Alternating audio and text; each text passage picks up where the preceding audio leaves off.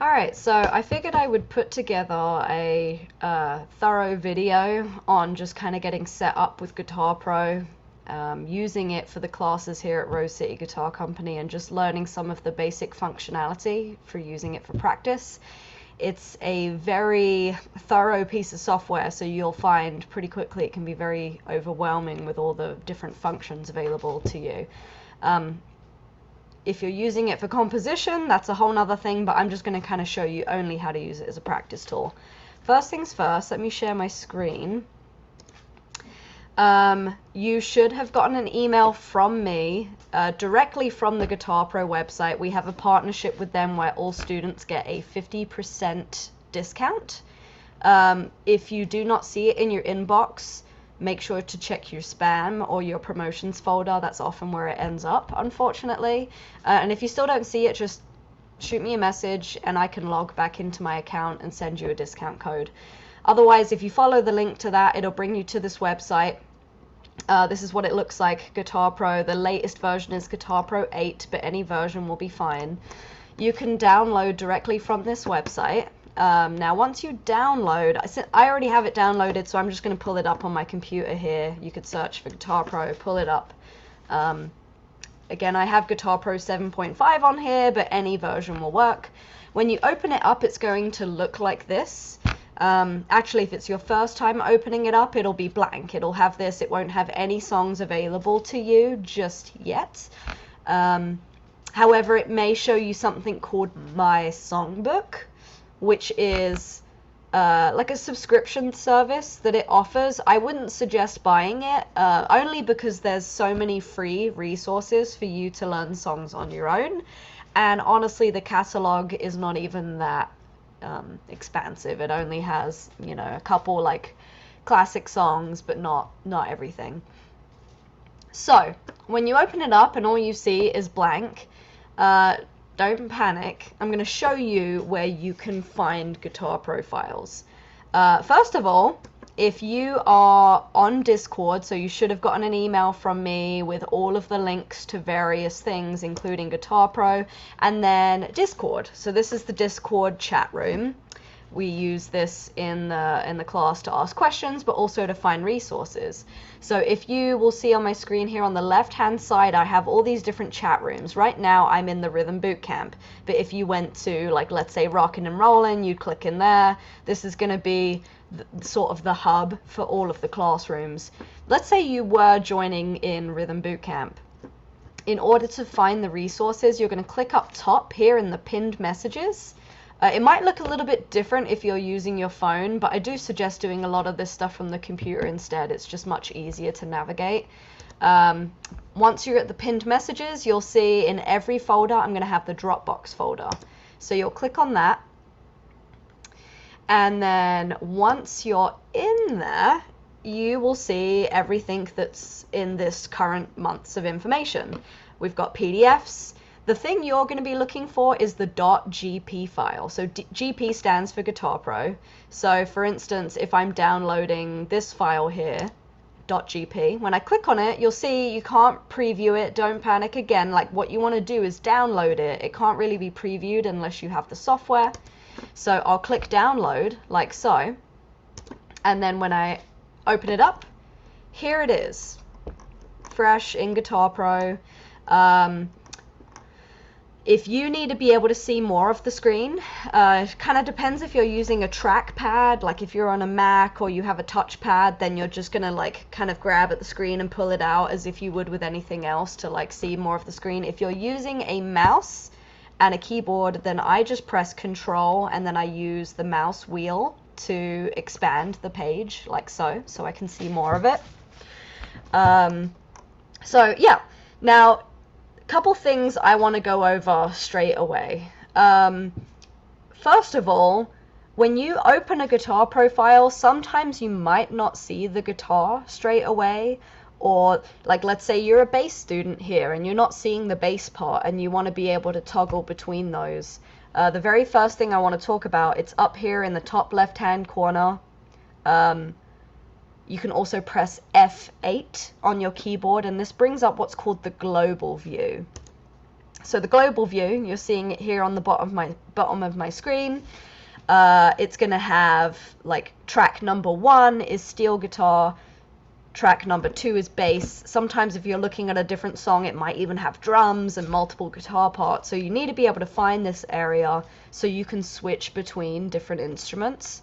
Right now it's in what's called multi-track mode. That's this button right here.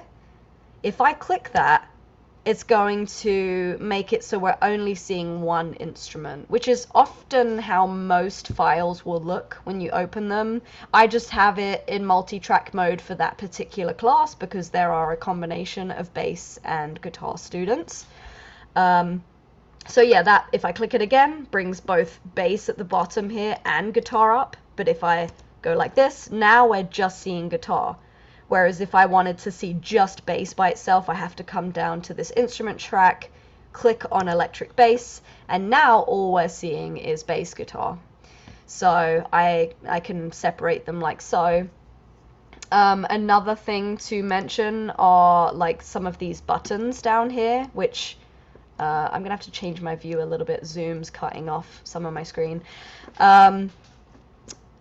So you'll see in this same instrument view, not only can I toggle between guitar and bass, but right now, if I press play on this track, which I can do by coming all the way up here, or by pressing my space bar, which is often what I do, we're going to hear everything together. I'll demonstrate that.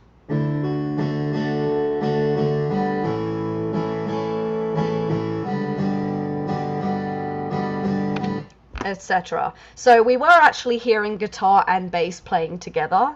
You might have noticed that it's always a little bit harder to hear the bass guitar.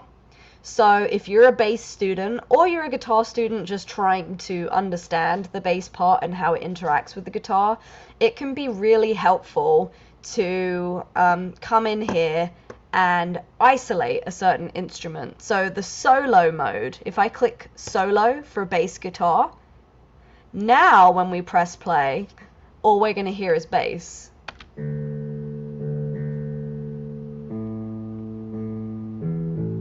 So that's, again, extremely helpful so you can just hear your part. Same is true if you are struggling to hear the guitar part you're learning, you can isolate it. These buttons over here are for mute. That's another way of doing it. Like, let's say you had 12 instrument tracks. Maybe all you want to do is just like click solo and only hear 1 to 2 tracks, because you could do that. Like sometimes, especially for bass students, you might want to just hear bass and drums. You could solo it instead of having to go through and mute every single track. Another thing I'll talk about down here is each track also has a volume. So think of this like the mixer board within Guitar Pro. So right now I have bass turned up pretty high, but again, if you wanted to mix things or like turn the bass down a little bit, you can come in here and toggle it and it'll change the volume. So yeah, now so that's one main thing, being able to switch from one track to another, to solo tracks, to change the volume of tracks. If we get into practice a little bit, here are some other really important things to consider. Right now when I press play, the song is starting immediately, which if you're practicing is not super helpful, right? Because you've got to like press play and then play your instrument. So the most important thing that you can have turned on is up here on the top. Let me maximize this again. All the way up here in the center, we've got what's called the count in. It's going to look like a little hourglass. So I would make sure, honestly, anytime you're practicing, to have that clicked on. And then in addition to that, I would also click this, which is your metronome. It's just good to get in the habit of practicing with your metronome. If it's too loud for you or not loud enough, you can also go to this ellipses area and you can control the volume of your metronome. You can also control the duration of your count in. Like right now when I press play, it's only going to count for 1 bar or 1 measure. But here you could make it so that it's 2 measures instead, and you can just manually type it in.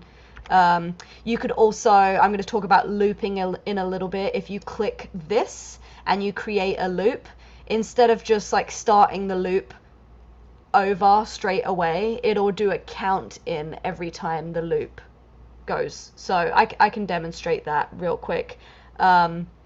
Because actually, now that I've got this on, if I have my loop button already put on, which I would suggest always having this activated as well. I've got my loop button, so now let's say I took just this first measure, which all I'm doing, by the way, is taking my mouse and I'm clicking on the first note in this first measure, and then while left clicking, I'm just going to drag it over here. I can also like double click in the measure, however you want to do it. Dragging just allows you to pick your own selection, so sometimes you might only want 3 notes or 4 notes. Here I've got a whole measure. Now when I press play, we're going to hear it after we got the count in. We're going to hear it play, and then it's going to do the count in again because I have this on. So it's counting between repetitions. But if I turn it off now, this is how it's going to change.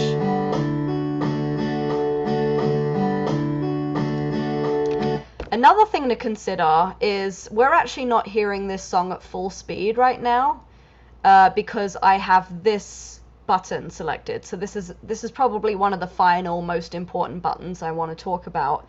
It's the relative speed button. So usually when you open a file, it'll be at 100% speed, or it'll just be grayed out like this. So it just assumes it's at 100% speed. 100% speed is often going to be a bit too fast for most of you when you're just learning a song. So this allows you to come in and switch it to like 50% speed. Or you can even go in and switch it to 60% speed. You can bring it to whatever values you want to. In fact, if you want to be really nitpicky, there is a way to even add like 55 or 52% speed, etc. But it's a really, really cool function. And so like if right now you can only play it at 60% speed, you would just keep it on that and you'd loop it and it would keep playing it at the 60% of the speed.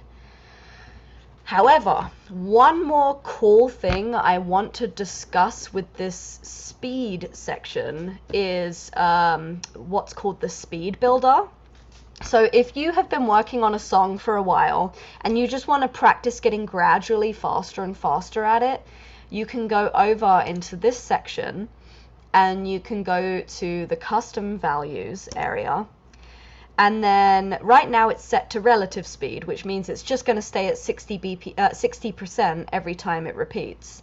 If you go down to progressive speed, you can have it start at one rate of speed and then gradually increase without you having to reset at all. So this saves you a ton of time when you're practicing. For instance, I could tell it to start at 60%, and then I could have it go up to 100% speed, or I could tell it, maybe I only want to go up to 80. I'm not feeling super confident right now, so I'll just go from 60 to 80.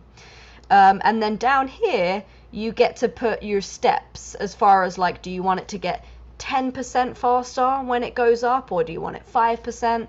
I recommend doing a lot of this stuff in increments of 10%. And I also recommend doing it in groups of 4. You could do it any way you want. I suppose it's not that important. Definitely more than once though, because you know, it usually takes more than one repetition to get used to something at a certain speed. So I would suggest doing it in 4s or 8s. That's a good number to work with. So I could set it at 4. And now when I do it, if I just even show you here, when I press play, it's going to start out at 60% as we discussed. This is the first rep, second rep, third rep, fourth rep, and see, it switched to 70. Right? And now it's going to go to 80. Now the only thing to keep in mind is whatever the end game was, so I only went up to 80, it doesn't stop after it's done it 4 times at 80% speed. It'll just keep going until you manually tell it to stop by either, again, pressing your space bar or coming up here and pressing this button. But yeah, for now, this is kind of all I really want to talk to y'all about when it comes to Guitar Pro. There are so many features, so many. And in fact, you'll find lots of videos that will go over like how to write with Guitar Pro and things like that. But I just want you using this as a practice tool for now. So the final thing that I'm going to show you is how you could find music on your own outside of the classes in Guitar Pro format. Because not a lot of people realize there's totally free resources online. You don't need to pay for My Songbook, which is Guitar Pro's subscription service. You also don't need to pay for the Ultimate Guitars like Tab Pro. I mean, unless you want that, but there's just stuff for free. So let me show you where to find that. I mentioned a second ago a website called Ultimate Guitar. So this right here, if you Google Ultimate Guitar, this is probably the most popular website for finding tabs and chord charts and things like that. In fact, you may have already used this just for finding lyric sheets and chord sheets, but you might not have realized until now this is also where you can find guitar profiles. So this is an open source website, so that means that anyone can upload their tabs online. It's just average people. It's not like the musicians themselves. Sometimes musicians, especially more contemporary musicians, will actually sell their Guitar Pro tabs on their website. So you could, if you don't find anything here, you could Google and see if tabs do exist for their music. But otherwise, if we take a really popular song, like let's say I take Stairway to Heaven, all right? Already as I'm starting to type it in, I see it's available. Now, instead of scrolling through absolutely everything here, because there are way too many options to even count, you can save yourself a lot of time by looking at this ribbon, top ribbon here. You'll actually see, and you may never have noticed it before, there is a Guitar Pro ribbon or a button. So when you press on it, now it's going to show every single submission that someone's uploaded. And you'll see on the right hand side it says Guitar Pro here. There's a bunch of them. And really, you can pick whatever one you want, but my suggestion is this one right here has 2,302 5-star reviews. So that means it's probably a very, very good tab. Whereas, like, you know, this only has three reviews and it's 4 stars, so it's probably not very good. So when I click on this, here's another really sneaky thing that Ultimate Guitar does, the website. It wants you to use their software. What you're seeing right here is not Guitar Pro. It's super annoying. I wish they didn't do this. What you have to do is just keep scrolling all the way to the bottom of the screen. It's super tedious, but what can you do? And then all the way down by the comment section, there's this tiny little grayed out box that says Download Guitar Pro tab. So this is where you find it. Once you click this, you'll see, oh, here it is. It downloaded. This is Stairway to Heaven from that website. I can press play. We're going to hear it with the metronome. It'll start right away. And you can also see there are, I've already got the global view up, so there are all of these different instruments, even the flute, which is interesting. Like this person even tabbed out the flute. But yeah, I mean, unless you're looking up a very sort of niche or not a very popular band, you might not find that in Guitar Pro, but there's a lot of other music that you're going to be able to find for free. And so it's a really great resource. I highly recommend it. It's one of the best practice tools that you could ever use. And then, you know, if outside of the classes that you're a part of, if there's a song that you're learning on your own and you want extra help with it after you found the tab on Ultimate Guitar, that's a perfect thing to come in for a guided practice session with and just get my advice and see if I can help you out with accelerating your progress. But All right, that's it. I really tried to keep this short, but I didn't want to skimp out on any details. So this is my sort of absolute beginner's guide to Guitar Pro and navigating using this software in the classes here at Rose City Guitar Company. If you get any questions at all, you're still unclear of how to use it, feel free to reach out to me on the Discord or send me an email. That's at the rosecityguitarco@gmail.com, and I'll try my best to answer your questions and help you out. But otherwise, I hope this is a great first step in getting you started with Guitar Pro.